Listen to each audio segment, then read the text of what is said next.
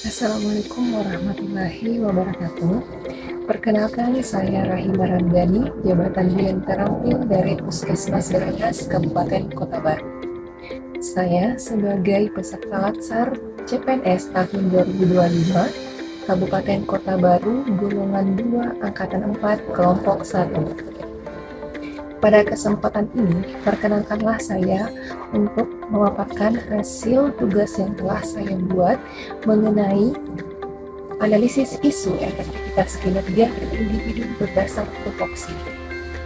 Adapun pengampu materi pada analisis isu efektivitas kinerja individu berdasar tupoksi adalah Dr. Zainal Panani, MED. Pada analisis isu efektivitas kinerja individu berdasar tupoksi, membahas mengenai tugas pokok dan fungsi, kemudian mengidentifikasi 5 isu, lapisan isu dengan APKL, setelah itu analisis isu dengan USG, kemudian analisis masalah dengan fishbone diagram, dan alternatif pemecahan masalah. Adapun uraian tugas bidang terampil berdasarkan Permen RB nomor 36 tahun 2019 tentang jabatan fungsional bidang terampil. Terdapat 30 poin. Yang pertama, melakukan pengkajian pada ibu hamil fisiologis, kemudian melakukan pemeriksaan laboratorium sederhana pada pelayanan kebidanan. Ketiga, merencanakan asuhan kebidanan kasus fisiologis sesuai kesimpulan. Keempat, memfasilitasi informed choice ataupun informed consent. Yang kelima, melakukan tindakan pencegahan infeksi. Yang keenam, memberikan nutrisi dan dehidrasi, oksigenasi maupun personal hygiene. Yang ketujuh, memberikan vitamin maupun suplemen pada klien asuhan kebidanan kasus fisiologis. Yang kedelapan, melaksanakan kegiatan asuhan pada kelas hamil. Yang kesembilan, memberikan KIE tentang kesehatan ibu pada individu maupun keluarga sesuai dengan kebutuhan. Yang ke-10, melakukan asuhan kala 1 persalinan fisiologis. Yang ke-11, melakukan asuhan kala 2 persalinan fisiologis. Yang ke-12, melakukan asuhan kala 3 persalinan fisiologis. Kemudian melakukan asuhan kala 4 persalinan fisiologis. Yang ke-14, melakukan pengkajian pada ibu nifas. 15, melakukan asuhan kebidanan masa nifas 6 jam sampai dengan hari ketiga pasca persalinan atau KF1. 16, melakukan asuhan kebidanan masa nifas hari keempat atau 28 pasca persalinan atau biasa disebut dengan KF2. 17, melakukan asuhan kebidanan masa nifas hari ke-9 sampai 42 pasca persalinan atau KF3. Yang ke-18, melakukan asuhan kebidanan pada gangguan psikologis ringan dengan pendampingan. Yang ke-19, melakukan fasilitas inisiasi menyusui atau IMD pada persalinan normal. 20, melakukan asuhan bayi baru lahir normal. Yang ke-21, melakukan penanganan awal kegawat daruratan pada bayi berat lahir rendah atau BLR. Kemudian memberikan komunikasi, informasi, edukasi tentang kesehatan anak pada keluarga sesuai kebutuhan. Yang ke-18, melakukan pelayanan KB. 19, memberikan komunikasi dan edukasi atau KIE tentang kesehatan reproduksi pada perempuan. Kemudian melakukan promosi dan edukasi tentang pola hidup sehat keluarga termasuk personal hygiene dan nutrisi. Selanjutnya, melakukan pendataan sasaran pada individu, bus maupun keluarga berencana, ibu hamil, nifas, menyusui, bayi, dan balita. Kemudian melakukan tabulasi sasaran pada individu, bus, keluarga berencana, ibu hamil, ibu nifas, ibu menyusui, bayi, dan balita. Mengikuti pelaksanaan kegiatan survei mawas diri atau SMD maupun MMD, yaitu musyawarah masyarakat desa.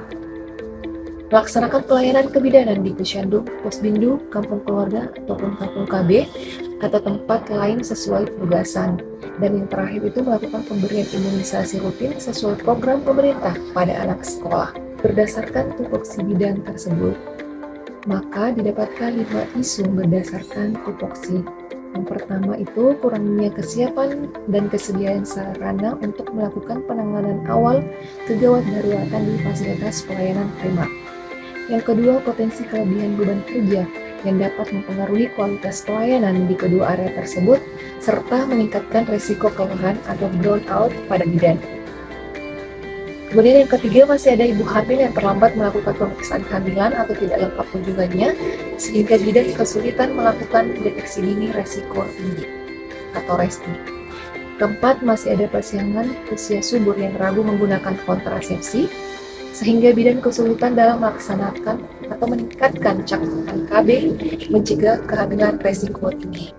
Dan yang kelima, rendahnya cakupan imunisasi dan pemantauan tumbuh kembang anak. Berdasarkan 5 isu yang telah didapatkan, maka dilakukan tapisan isu dengan menggunakan APKL.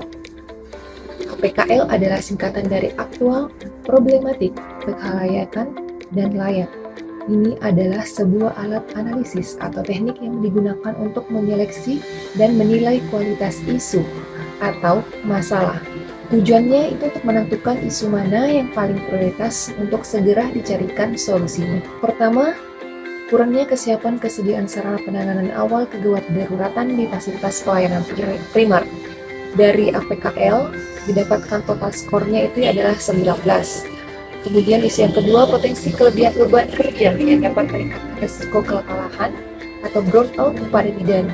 Didapatkan skor 15. Kemudian ketiga, rendahnya cakupan imunisasi dan pemantauan tumbuh kembang anak. Didapatkan skor APKL 18. Keempat, masih ada ibu hamil yang terlambat melakukan pemeriksaan kehamilan atau tidak lengkap kunjungannya. Dari APKL didapatkan skor 17. Yang kelima, masih ada pasangan usia subur yang ragu menggunakan kontrasepsi. Berdasarkan analisis APKL didapatkan skor 16. Berdasarkan analisis isu menggunakan APKL, dilanjutkan dengan analisis isu menggunakan USG, yaitu didapatkan 3 isu untuk dianalisis menggunakan USG. Yang pertama, kurangnya kesiapan ketersediaan sarana penanganan awal kegawat daruratan di fasilitas pelayanan kesehatan atau pelayanan primer. Total skor USG-nya itu 14. Kemudian yang kedua, rendahnya cakupan imunisasi dan pemantauan tumbuh kembang anak, dapatkan skor 13. Dan yang ketiga, masih ada ibu hamil yang terlambat melakukan pemeriksaan kehamilan atau kunjungan ibu hamil yang tidak lengkap, didapatkan skor 12. Berdasarkan analisis isu USG, didapatkan 1 isu analisis untuk dimasukkan ke dalam analisis masalah menggunakan fishbone diagram, yaitu kurangnya kesiapan ketersediaan sarana penanganan awal kegawat daruratan di fasilitas pelayanan primer. Adapun 4 bagiannya, yaitu main-nya, adanya tenaga kesehatan yang belum mendapatkan pelatihan kegawat daruratan. Kemudian metode belum ada atau tidak tersosialisasikannya alur maupun SOP penanganan pasien kegawat daruratan. Yang ketiga, material, yaitu ketersediaan obat-obat emergensi yang belum lengkap. Dan yang terakhir, micin, belum tersedianya peralatan yang lengkap. Berdasarkan analisis masalah menggunakan fishbone tersebut, maka didapatkan alternatif pemecahan masalah. Yang pertama itu menyelenggarakan pelatihan internal yang dipimpin oleh dokter atau tenaga kesehatan senior yang sudah terverifikasi. Kemudian, berdasarkan akar masalah belum ada atau tidaknya tersosialisasikan alur SOP penanganan pasien gawat darurat, maka alternatif pemecahan masalah membentuk tim untuk menyusun draft alur dan SOP penanganan gawat darurat yang sederhana dan aplikatif, mengacu pada pedoman nasional. Kemudian, ketersediaan obat-obatan emergensi yang belum lengkap, dengan menggunakan alternatif pemecahan masalahnya itu menyusun daftar obat emergensi esensial yang wajib ada sesuai standar, mengacu pada Permenkes maupun pedoman profesi dan kemampuan fasilitas. Dan yang terakhir, mengenai akar masalah belum tersedianya peralatan yang lengkap, itu dengan menyusun daftar prioritas peralatan yang paling mendesak untuk diadakan atau disediakan. Terima kasih, itulah hasil pemaparan materi mengenai tugas agenda 1. Semoga dapat bermanfaat. Wassalamualaikum warahmatullahi wabarakatuh.